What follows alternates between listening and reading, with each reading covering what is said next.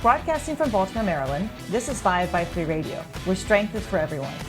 I'm your host, Emily Sokolinsky, owner of 5x3 Training, a strength and conditioning gym in Baltimore, along with my co-host, Rebecca Fishburne, founder of Cornerstone Strength Maryland. Each week, Rebecca and I will discuss the ins and outs of strength training, why there is a no one-size-fits-all approach, and why strength is so important in our daily lives. Thanks for spending some time with us today. Now, on with the show. So tell a tater tot story. Yeah, okay. So like I said, not related to today's topic anymore. However, 2 of my kids have been catering. And like Delia's off at college, but Sadie is still catering. And so she sort of went and catered her first solo wedding, like without her big sister there, right? Wow. She comes back and she's telling us all about it. She's catered this wedding and she's telling us, they usually give us a rundown afterwards of their job. And she tells us, we always ask about the food. And she said there was a tater tot bar. And I was like, what the hell is a tater tot bar? Right? Like I find out now from Delia, like they have like tater tot bars at college or something. I don't know. So anyway, I'd never heard of this. I was like, what the hell's a tater tot bar? Why would you have that at your wedding? And so it's like, you got tater tots and all these different toppings. I don't know what kind of toppings people put on tater tots because I'm not like a tater tot connoisseur. Well, it's like potatoes. It's French fries. It's like, yeah. I mean, they're tater tots. I don't know, little... like cheese or bacon exactly. or gravy. I don't know. Yeah. So then she keeps talking and she says there was a whiskey and weed bar also. Whiskey and weed. Whiskey and weed. And I was like, oh, now the tater tot bar makes sense. Whiskey and weed and tater tots. Yeah. Okay. That was what was served at this wedding. I'm assuming that it's because the weed and you want a snack. Is that where you're going with they got the munchies. Mm-hmm. Yeah. Yeah. And then we were all worried about it because here's like Sadie, the first time she's driving home by herself, right? She's like just barely got her license. We're like, oh my God, did you get like a contact high? You need us to come pick you up? Wow. Who was the wedding? Was it, these were friends of hers? Or is it this like, no, it's like she works for this catering company and they got this job. And like a lot of times, I guess, they've had a couple weddings that they've done where it's been like on a person's property, like if they have property on the bay or whatever. But a lot of times they're like at the Maritime Museum or some place like that down in Annapolis. Got it. This was at someone's house. They were catering from their large garage, and they had a whiskey and weed bar. And tater tots. And the tater tot bar. I'm all for the tater tots and the whiskey. I'll pass on the weed, but I'll take the tater tots and the whiskey. I love a good tater tot. Well, I mean, like I've heard of a bourbon bar or whatever, but it was like they had the different alliteration, the whiskey and weed. It blew me away. I thought that was so crazy. That's I'd like to have been there. I'd like to have been there and seen the tater tot bar. And see what the toppings they had serving. I tell you, with sticky rice, no longer the restaurant down in Fells Point. It was a sushi restaurant. They had good sweet potato tater tots. Oh, at a sushi restaurant. Yeah, that's strange. It was like a hipster restaurant, But they had you could do a bucket of tots, and that was good. And they had like this vegan sauce that you would get. You dip the tater tots in that vegan sauce. Oh, it was so good. And then they closed, and now it's some kind of vegan breakfast restaurant. I haven't tried it out, but I could eat some tater tots. Yeah, I'm not that into tater. I'll eat those before French fries. For sure. Yeah. No. You can pop them in your mouth. They're nice and crispy. Okay, so that was Rebecca's tater tot story. She's been wanting to tell that story for a while. So I feel like it was really much funnier coming from a 16-year-old. That's right. Yes. I think to hear her tell it would have been a lot more like, that's awesome, as opposed to, because then we were asking her about, what, do you have any run-ins with the guests? She had some stories like that too, but whatever. I'm sure. All right. So today's topic, we thought we'd do a nice quick one. Just something about calculating your weights for your sets and what to do between your warm-up sets, or I guess to do between your work sets. That's really, really what it is, because usually you shouldn't be doing too much between your warm-up sets. But what do you do between your work sets? I know what I do. Let's kind of hear about what Rebecca does. Maybe give you some ideas as to how to make your strength training sessions a little bit more interesting than just kind of sitting around looking at your phone, as I think most people do. But we thought we'd start maybe with calculating weights. You want to go with that? With the warm-ups. With the top, that topic first, because that is really a hard thing for people to do. That's a tricky subject. Well, I think we kind of covered it at one point before, but I think the place where this question comes up a lot for people is when they're sort of transitioning from like their beginning novice linear progression to the point where they're actually getting up to some heavy weights. Mm-hmm. I got my phone ringing in the background. Because like when I'm starting out with a person and they're lifting relatively light weights and they're learning the form, they're learning the movement pattern, I want them to get as much repetition and as much practice in during their training session as possible. Sure. So like we'll start out, and I mean, I guess typically you're going to start out with 2 sets of 5 with the empty bar for your squat, regardless of where you are in your training. That's usually advised to kind of get everything warmed up and lube the joints and whatever. Yep. Then when I'm starting with a person, I will continue to have them do sets of 5 as we sort of work up to whatever might be their top set. And I'll continue with sets of 5 all through their warm-ups for a number of weeks because they're still moving weights that are just really relatively light for them. And the important thing is for them to get as much practice as possible. It doesn't make sense in the beginning to be like, okay, this is your last warm-up set. Just do a single because it's not that heavy. And their goal at that point is more practice. Right. But eventually they get to a point where the weight is heavy enough on their work set that if they do a set of 5 on their last warm-up, that's going to be problematic. It's going to take something away from their first work set. So when people are making that transition on their own, I think is when this question comes up. Like they realize they're gassed before they start their first work set. And then they start, wondering, should I be doing something different? Right. So how do you have people do their warm up? Well, I mean, I'm nodding my head in agreement. Nobody can see that, obviously, because this is a podcast. It's an audio podcast. But yes, in the beginning, absolutely. You want them to have as much practice as possible, especially people who may not move as well as others, right? I mean, there are plenty of lifters, and it differs. It's very individual. I'll have new lifters who pick up the movement pretty well. So I might have them doing sets of 5 for like the first week, maybe for a week and a half, but then I'll start to definitely taper down the number of reps because they're jumping weights. They're jumping 10 pounds, let's say, at a time. And their weights are getting heavier, sooner than, I mean, they're still not heavy, but they're getting to a point where I don't want them to do 1,000 warm-ups before they get to their work set. But then I'll have people who may not even be starting with the bar just yet. So they're definitely going to be doing sets of 5. Let's say they're using just a dumbbell to do some goblet squats because they need to practice just how to squat, and handling the bar sends them into a tailspin because they're not used to that, weight on their back, even if it's light.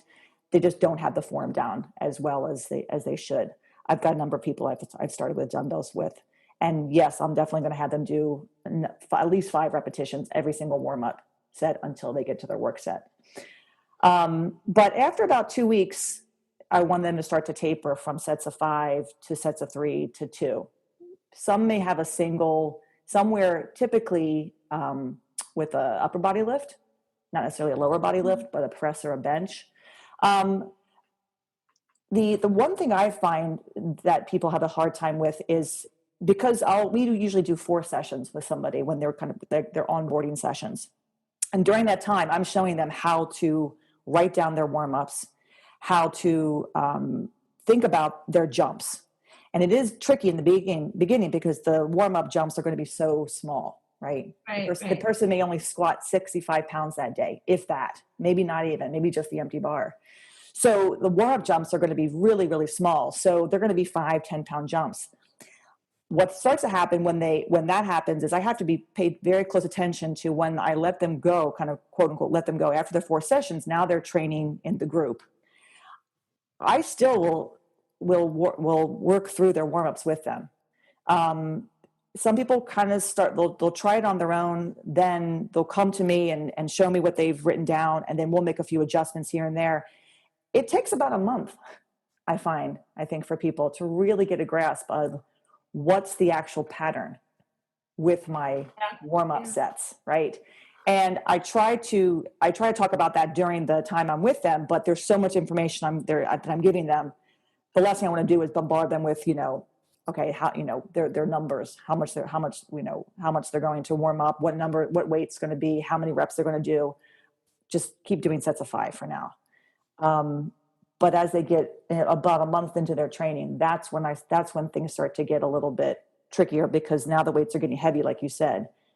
Now we have to make sure they're not doing 10 warm-ups before they get to their work set weight. Well, yeah, because if you don't start to address it, that's what happens. They just start tacking on. They'll repeat exactly the warm-up that you gave them when they're only warming up to 65 pounds. Right. So let's say, for example, if they had been doing 65 pounds and their warm-up was like 2 sets of 5 at 45, a set of 5 at 55, a set of 5, 3 sets of 5 at 65, they might continue along that pattern, doing just 10 pound jumps, 2 at 45, 5 at, 5 reps at 55, 5 at 65, 5 at 75, 5 at 85, and now they're trying to do 3 sets of 5 at 95, right? Because unless you address that, they're thinking, oh, the warm-ups all happen in 10 pound jumps, which might be true when you're only getting up to 65 pounds.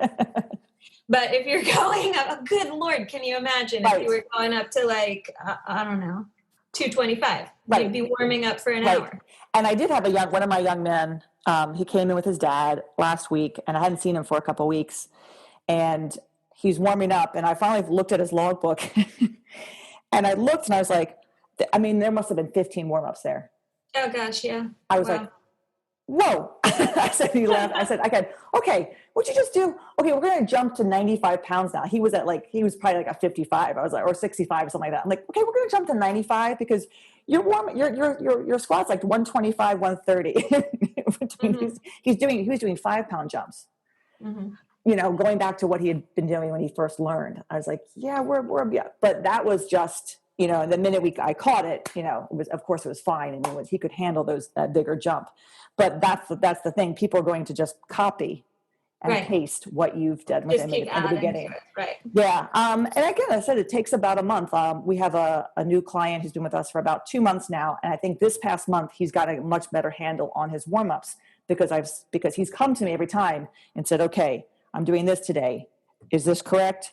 And then I'll scribble it out. He goes, can you rewrite it for me? So what I typically say to people is start with your work set weight. What's your top weight today? Work backwards from there, right? 10%, maybe 15% or 20%, then 30%. So basically 90%, 80%, 70, 60, thereabouts, and then round up or round down. The problem is you do that and then they go off, they come back and they're squatting 122 and a half. Right. And then it becomes 53 and I'm like, okay. Just because you typed you calculated that and it comes to 53, let's just bump that down to 50. Make it 50. Let's say 50. Okay. And then we'll do 60.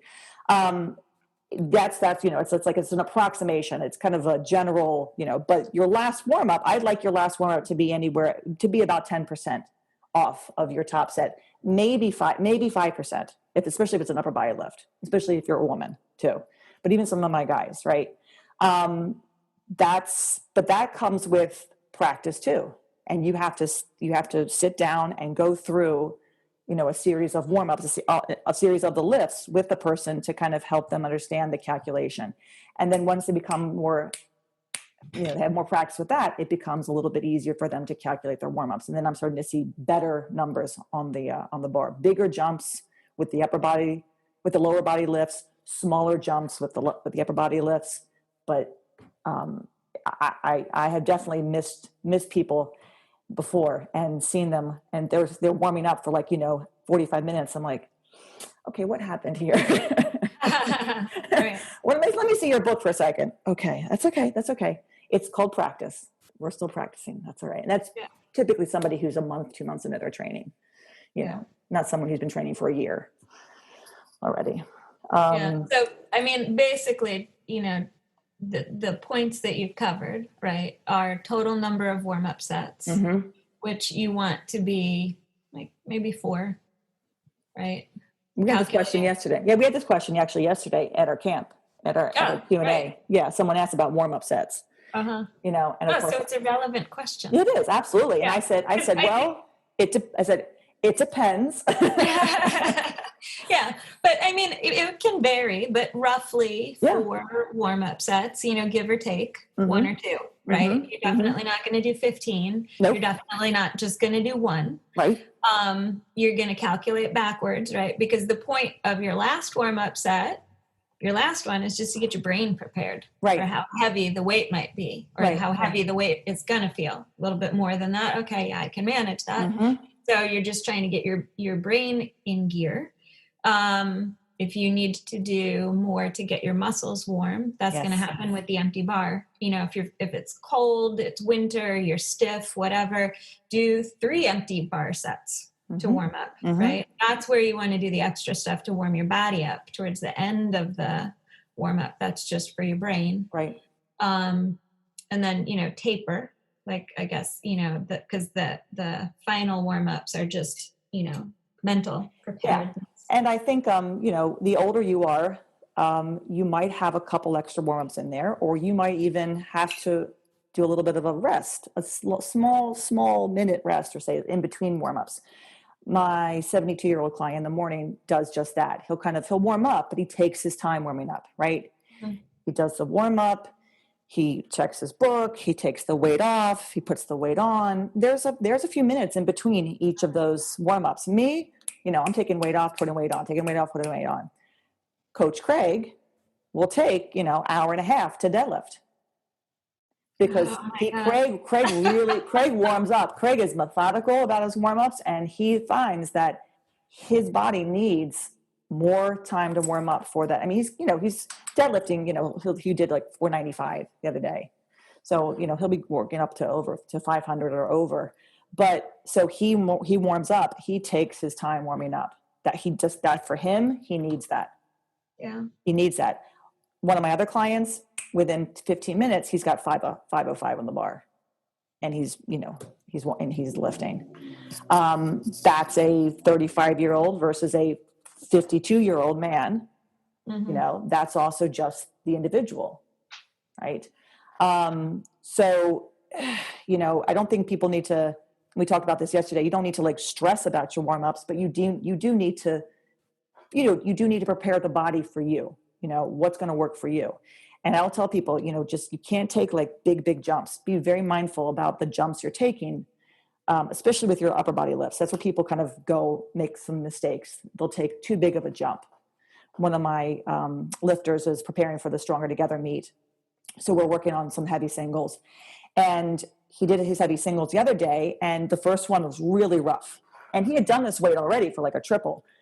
And then the next single was better. And he said he thought maybe it was his breathing that he had done kind of funny. Well, then the next day, or I think the day after, whatever, he was going to do the heavy singles again. So I caught him he thought it was going to be his last warm up before he went to 142 and a half, and it was 125. And I see him taking the plates off and starting to throw on the, his weight. And I said, wait a minute, was that your last warm up? He said, yeah. I said, did you do the last time too? He said, yes. I said, you need another warm up. You're not going to jump from 125. I said, that's a big jump. He's like, oh, I didn't think about that. I said, that could explain very well why that first heavy single was so, frantic. Your body just wasn't ready for that heavy weight yet. So he did a single at 135, and then he jumped and it like flew up. That, the first lift just flew right up. He said, oh, that made a lot more. He said, that felt a lot better.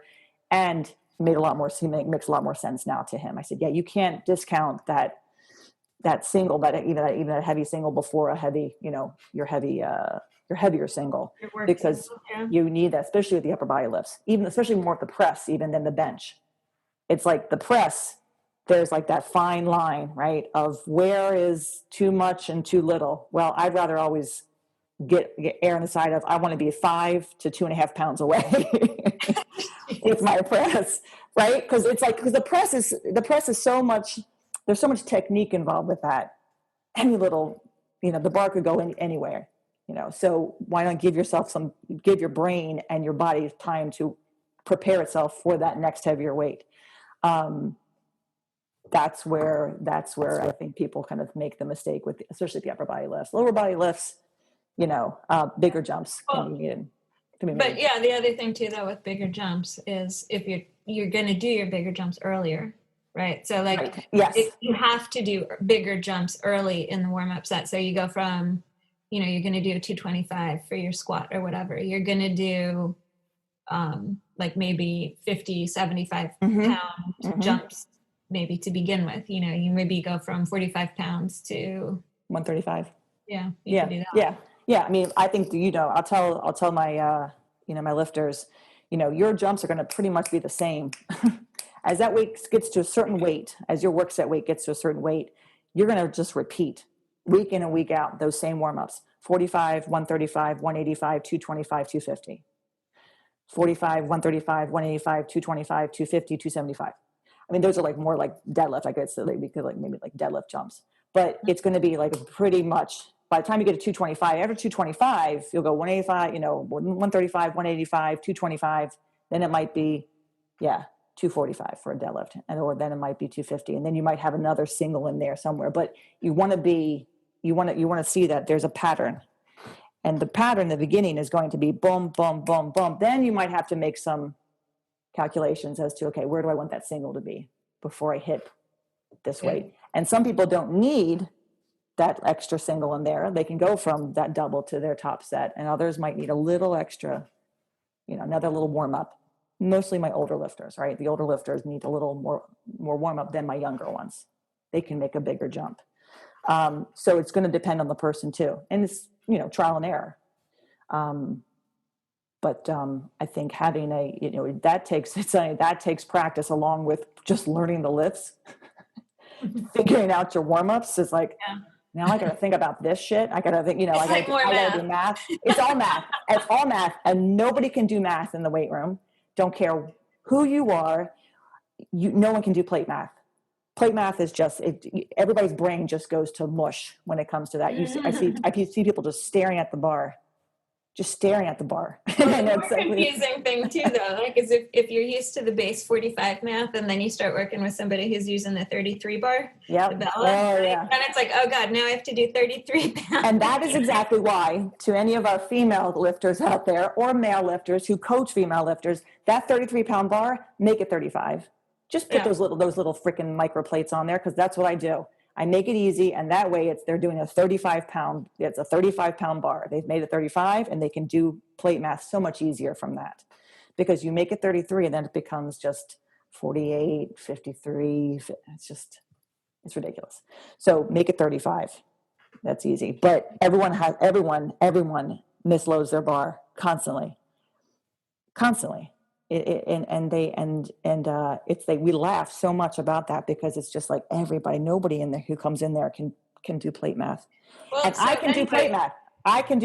I can't teach math to save my life. And I was a math teacher, but I can look at a bar and quickly tell you exactly what's on that bar. And the person's like, how'd you know that? I'm like, I visualize, I can see the plates. I know what it's 25. You memorize certain combinations. Yeah, you memorize the combinations. Exactly. Yeah. Exactly. But that also, that's a good point about what you could sort of leads into the next topic. So that's really more like, what do you do between your warm-up sets? There you go. Double check your plate math. Yep. What do you do between your last heavy single and your work set? Double check your plate math. Because I actually literally had somebody send me video this week with his bench, and he was like, the first set is a little wonky because it was 5 pounds heavier on one side than the other, right? Like, that sort of thing happens. Like, it sounds like, oh, I would never, but like people get distracted, something comes up. Like if you're lifting at home, Yes. somebody's calling you, they need you for something. Yes. Like one of my online people lifts in his garage. His neighbors pop by all the time.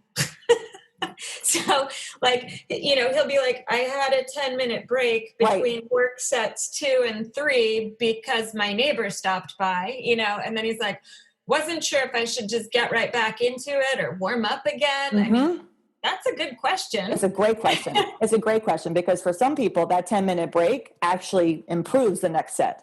I think people, a lot of people they get to talking, especially a lot of my older lifters, right? And I say older, I mean like my 65 plus, they're all hanging out. I know exactly who you mean. And there's a lot of talking. They all socialize. That's the fun part, right? Then they go and they do the lift and they're like, oh, that felt really good. I'm like, yeah, you had a nice long break there. You didn't think you needed that break. So for them, a little extra time on the clock actually, helps them. But I've been in situations where I've been at been training and someone stops by the gym and I'm talking to them and all of a sudden 10 minutes goes by and I get back on the bar and it's a ton of bricks. It feels so heavy and I just kind of grind through it.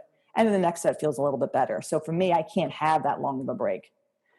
It's that then it becomes just too long and then you're cold and what do you do? Maybe the thing is you try the weight and if it doesn't feel like it's not that good, maybe back off a little bit and warm up again. But typically you can still do it. It just might feel kind of crappy. And then maybe the next set probably will feel a little bit better.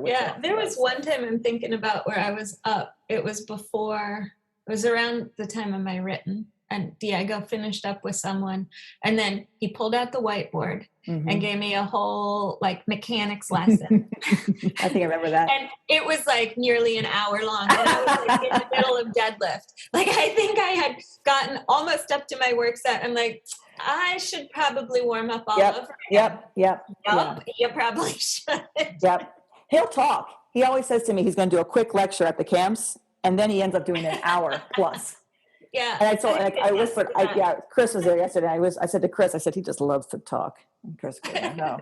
So, I mean, once he gets talking, he can't shut up. You say that like you don't. I will. I'm good. My practical portion of the camp gets shorter and shorter. I've got that down to a science now. So what to do between your work set weights? I think, is that what we want to talk about? Like what to do once you warm up and you get through that top set? A thing that happens a lot of times with people when they're just starting out is they don't even want to rest between their work sets, right? Yes. So that's your first discussion with somebody who's new to barbell training. Yes. About what do you do between the work sets? Like they think, okay, I've racked it. I took a deep breath. I'm ready to go again. Exactly. and to be honest, right, at the time, they probably are. That weight, that's just the 15-pound bar you just pressed. So, and it's your first session. So you are ready to go again. Right. Let me talk for 2 seconds and then we'll let you go. Yeah. And that's typically like how I'll approach it with somebody who's new and they're really just doing the weight to get the practice in and it's not taxing for them at all. I will still talk in between. Exactly. And I will explain to them, like we'll usually go over form. Okay, this is what happened on that, or explain the cues and say, this is what happened. And when that happens again, I'm going to say, and that's sort of a debrief, right, about your set, and then look ahead and talk about what's going to happen in the next set. And then if they're brand new, I'm going to explain, I know you feel like you're ready to start again, but part of the reason I'm talking to you so much in between these work sets is to help you build a habit that you're going to need. Right. Which is not rushing into your next work set. You're going to need to wait between your sets. And so we're practicing that now too, because that is a very uncomfortable adjustment for people who have been used to doing something more along the lines of, like a group fitness class or HIIT training or even CrossFit, like moving quickly between one thing and the next, circuit style training, that standing around.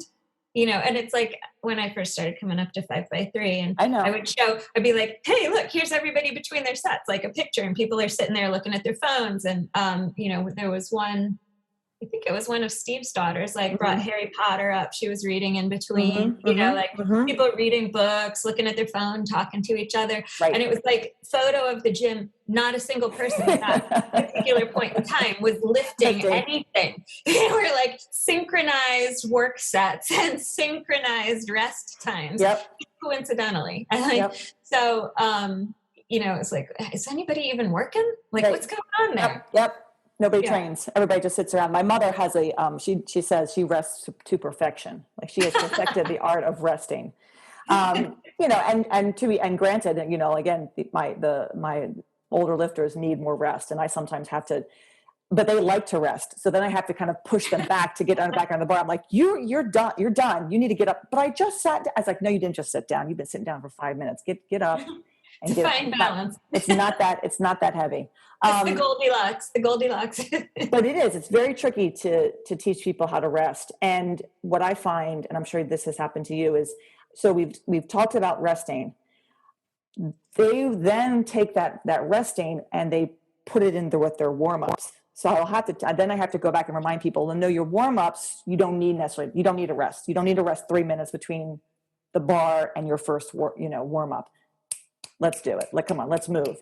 And they're like, oh, I thought I needed to rest. And that's my job to let them know. So I said, no, just the work set weight. That's the heaviest weight you're going to do, today. So no, with the warm-ups, just keep warming up. Your resting is take the weight off, put the weight on, grab a drink of water, and you're ready to go.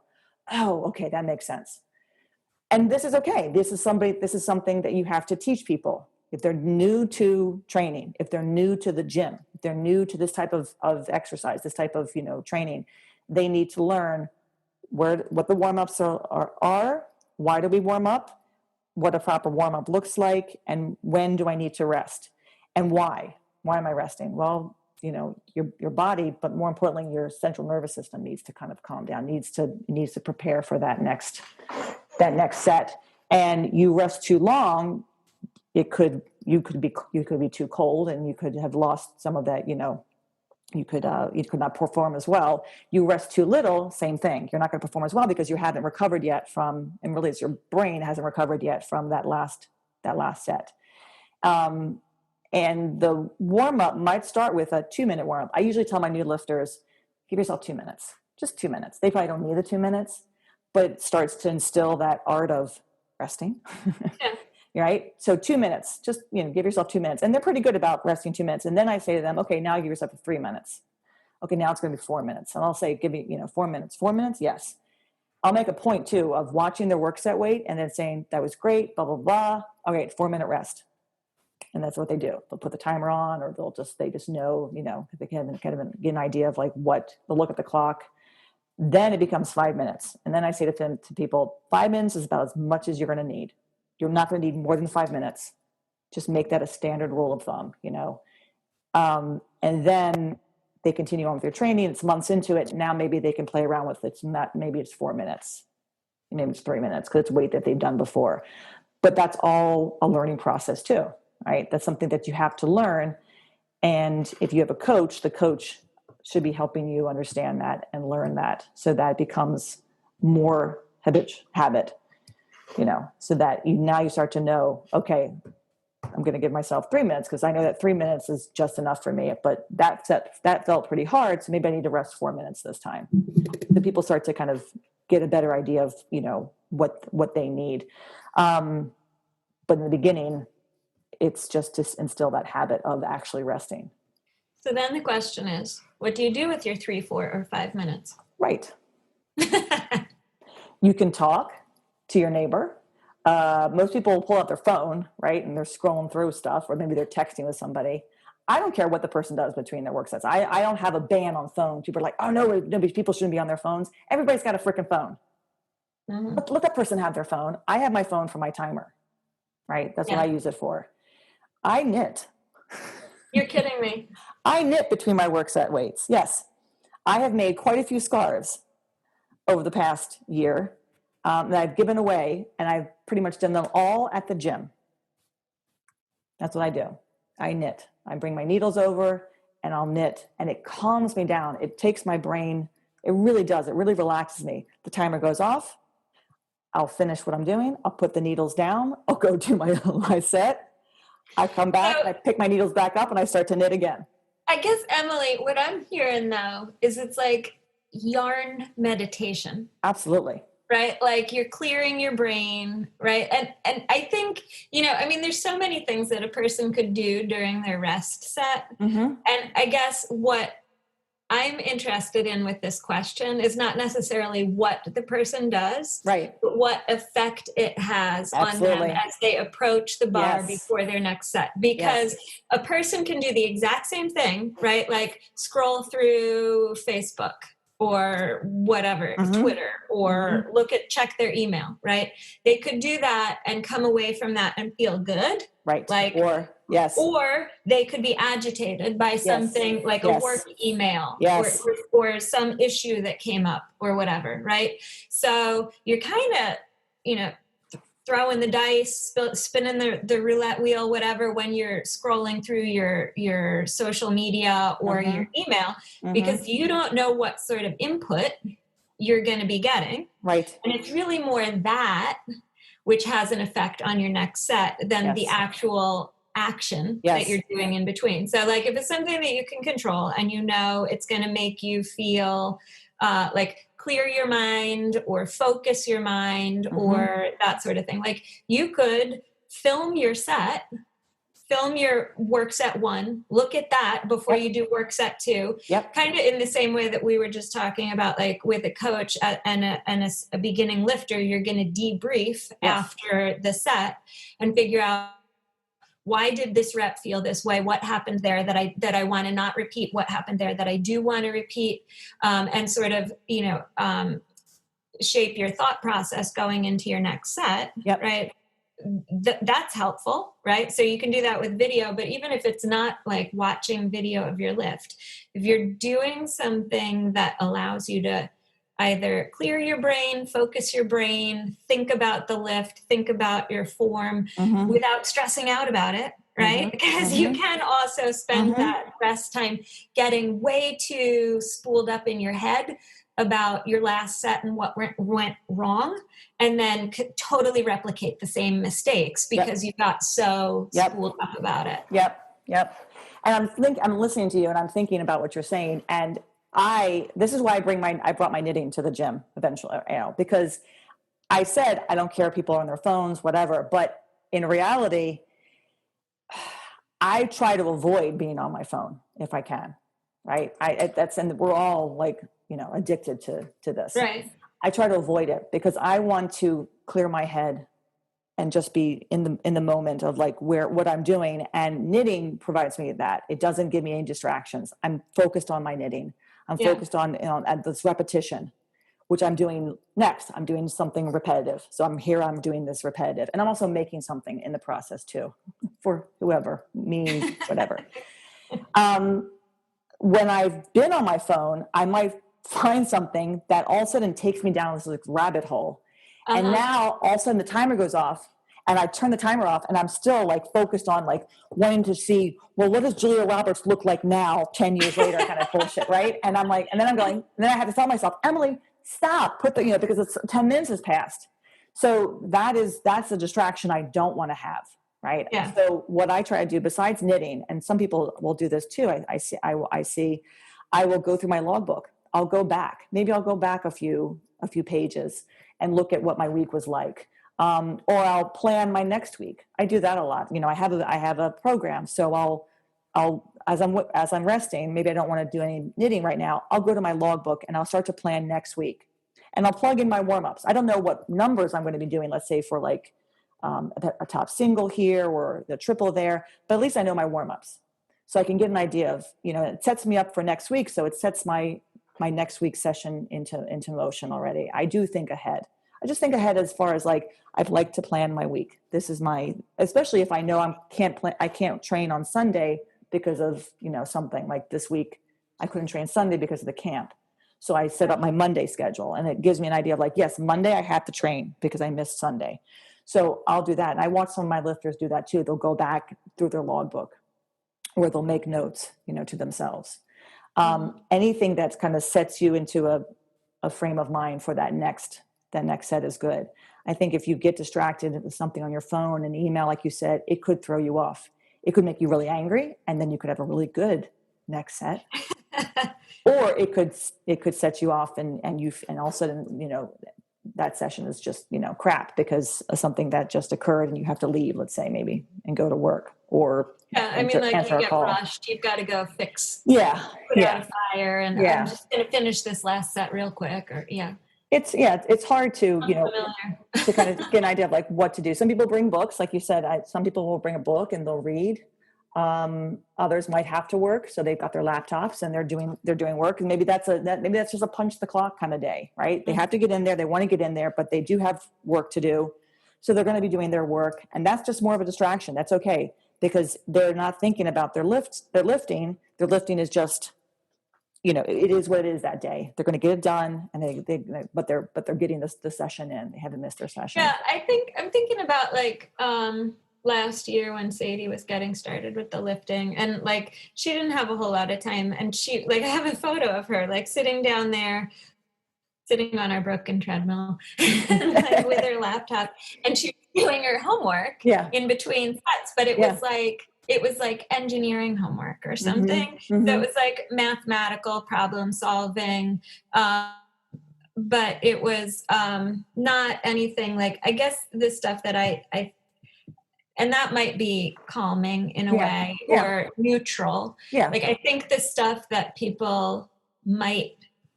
certain people, myself, for instance, need to be wary of is the work related stuff in between that gets you agitated, right? Like anything that affects your, your Zen approach to the bar, right? That gets you like too agitated or pissed off or distracted or that sort of thing is generally not helpful. Yeah. I'll tell people, people who need to learn how to rest, they don't want to sit down. That's fine. I don't necessarily sit when I'm resting. I walk around. I stay standing. I don't sit down. Other people like to sit. They like to sit and relax. If you can, just, take a walk around the gym. That's all I'll tell people. Take a walk around the gym. Some of my clients will go outside, if it's nice out, and get some, just kind of like, chill out there, get some air.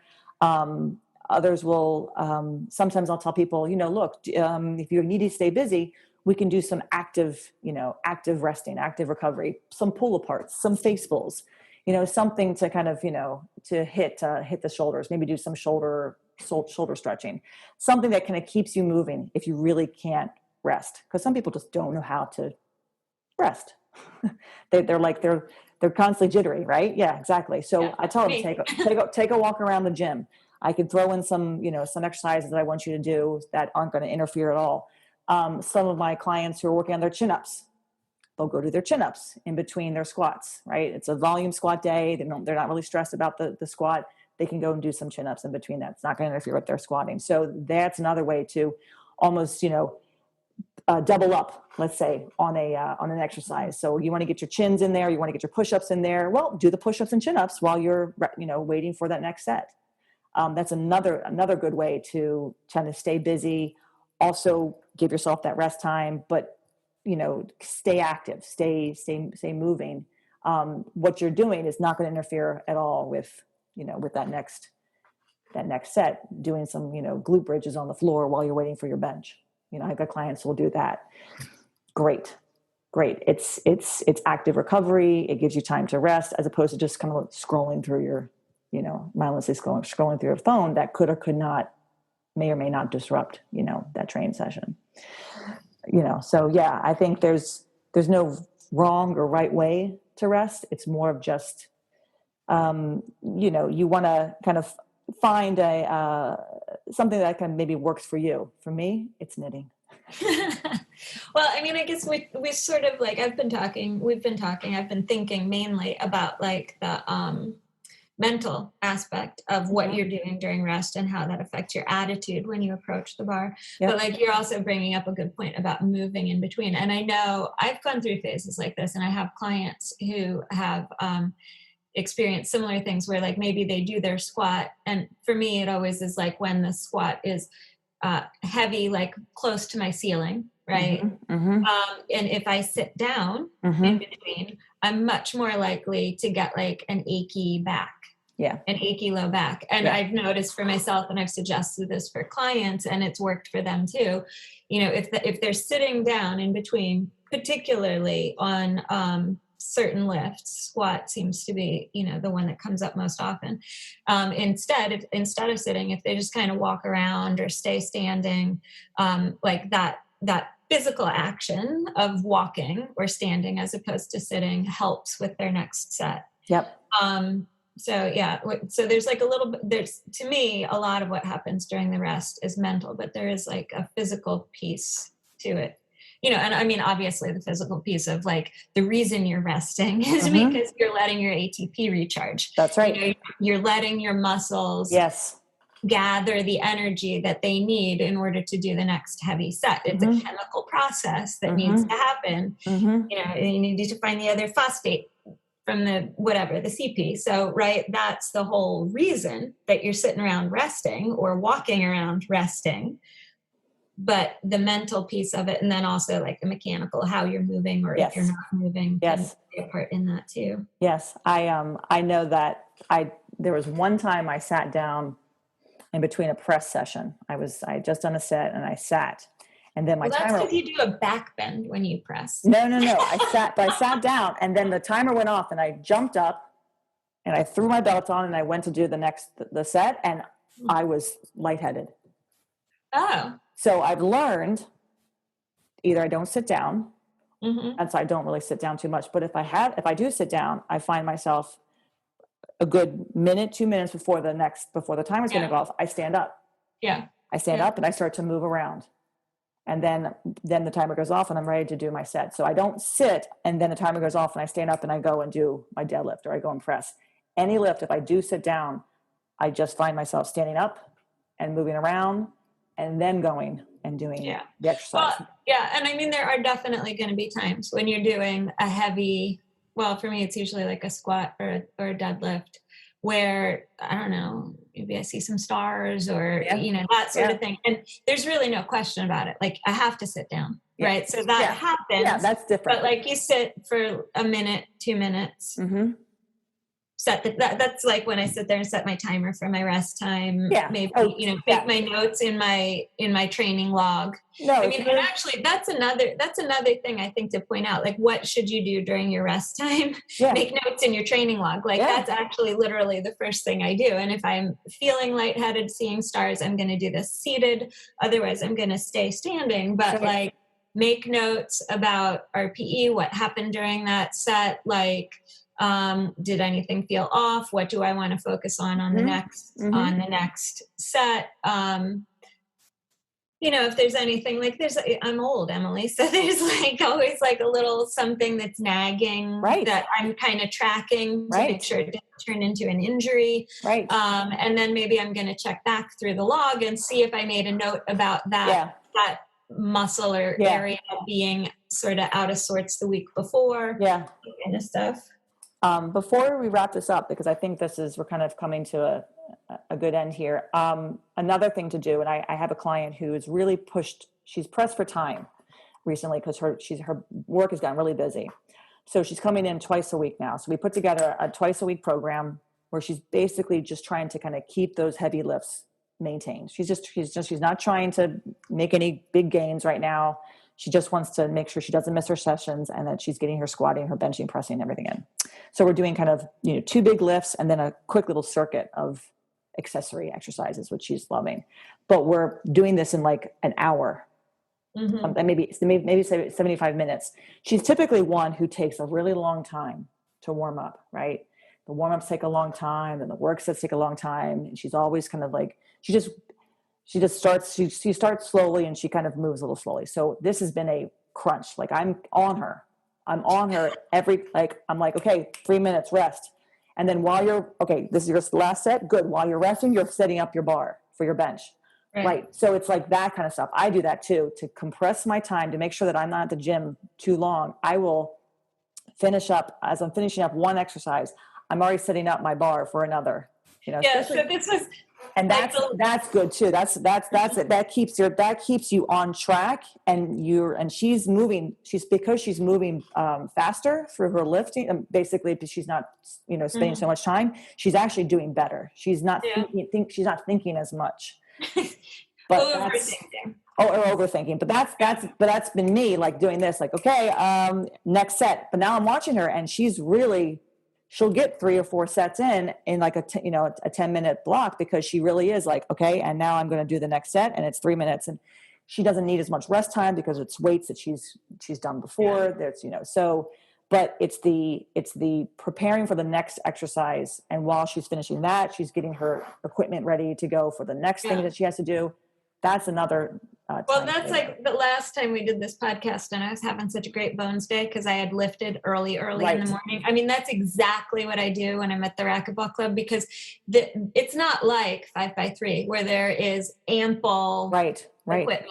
Right. And so I'll be Thursdays I do a heavy deadlift first and then a volume squat, and I'll start. And if I can get in there straight away and get on the deadlift platform, I'll get myself set up, I'll go through. And then like, while I'm even like just before I, between my work sets, I'll go over and start setting up the squat rack that I want, if that one's open. Like, I'll start moving my stuff over there to stake out that squat rack. Yeah. And then I will leave, I'm such a jerk, I will leave my work weight on the deadlift bar on the platform and go over and do my first empty bar set on the squat.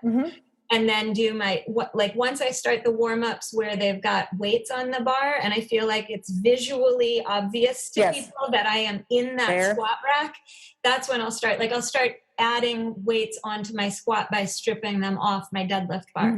That's how I unload the deadlift bar.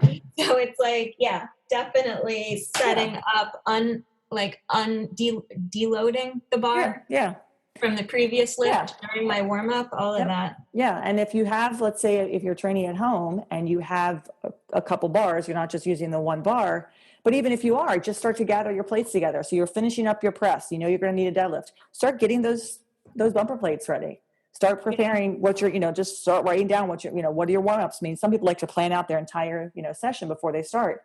It's just a way for you to stay active, stay busy, and also keep the time down, because it keeps the time down, but it also keps your mind focused on what you're doing instead of letting it wander off onto some other distracting task. So I do that all the time. I start to set something up, as I'm finishing up the last, the last part of it. And for this client, for my client, she's for the member, it really has helped her. She's moving a lot faster through her lifts. So she's not thinking as much, which makes the lifting better.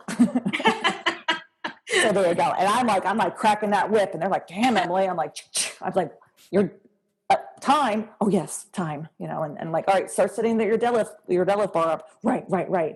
But, I remind her because I know she's got a time crunch, and I want her to get the entire program in, and she can do it as long as she stays on task. So I think that's a way to calculate your weights for your warm-ups, and some ideas of maybe what to do if you're not doing that. If you're kind of like, what, I don't know what to do while I'm resting in between my sets. Here are some thoughts. And of course, as always, if you have your own stories and what you do when in between your work set weights, share them with us so we can tell the listeners next time, from so-and-so, this is what this person does. Because, everybody kind of finds what they need to do in order to prepare themselves for that next set. Some people like to listen to music. I guess if you're at a gym where the music's kind of, a globo gym, you might put your headphones on, listen to something that's going to kind of motivate you and pump you up for like the next set. There's that too. A lot of people will do that at our gym. We're playing music, but some people might put headphones on if there's a certain song they want to play before they do their. That's so interesting, because I never wore AirPods or headphones at 5x3 because at least 75-80% of the reason that I wear them when I lift other places is because I want to give a clear signal to other people that I don't feel like talking to them. Well, like, I'm there to do my lifts. I'm not there to have a social hour. And like at 5x3, it's like, I don't want to send that message. And I would, because everybody there understands that when the timer goes off, even if we're mid-sentence and somebody says, sorry, I got to go lift, but also it's rude. Right. But also, I mean, I have a client who has headphones and he wears them, but when he knows that he needs some coaching, because that's the whole point of being at my gym is you get coaching. I can't coach you when you've got your headphones on.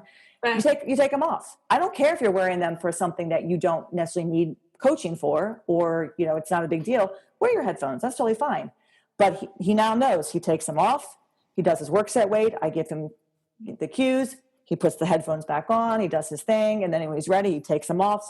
But he wasn't doing that before, and then he realized, oh, what am I here for? If you're here to get coaching, what's the point of listening to your headphones while I'm trying to give you feedback on your, have you squat? I mean, it's stupid, it's ridiculous.